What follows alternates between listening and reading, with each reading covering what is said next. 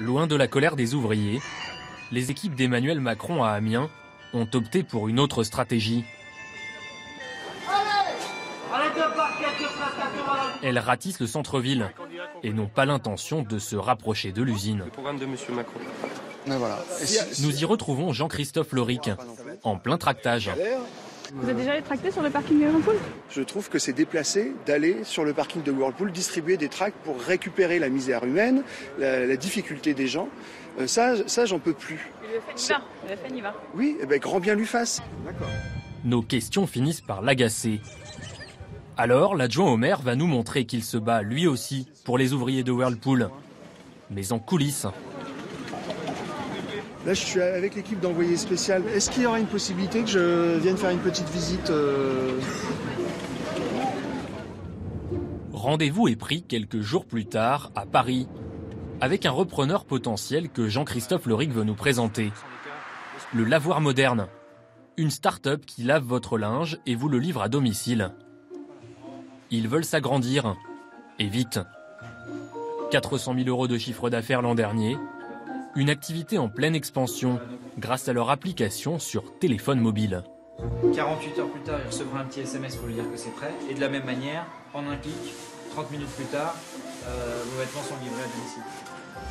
Dans leur blanchisserie, une quinzaine de salariés pour l'instant. Mais ils cherchent un nouveau site pour installer leurs machines.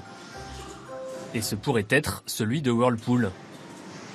À Amiens, les loyers sont moins chers et il y aura sans doute des subventions. C'est une technologie d'aquanettoyage, un procédé à base d'eau et de produits biodégradables. Parce qu'à terme, on aura combien de machines à laver comme ça dans les futurs projets sur Amiens ? Des dizaines. Dans un premier temps, ils proposent de reprendre un tiers des ouvriers de Whirlpool, une centaine de personnes. Là, si on vous met 2 heures sur le poste, très rapidement, vous allez comprendre, monter en cadence. Et cette machine permet de faire quand même 40 chemises à l'heure. Notre objectif demain, dans l'installation qu'on projette à Amiens, c'est par cellule de 6 000 m², on aura 100 à 120 équivalents temps plein qui travailleront sur le site.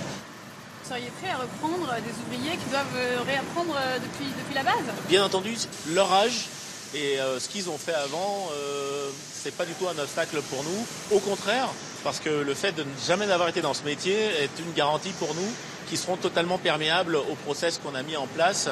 Les ouvriers et ouvrières de Whirlpool, à peu près 48 ans d'âge en moyenne, est-ce que vous pensez vraiment qu'ils vont se mettre à la blanchisserie à près de 50 ans ?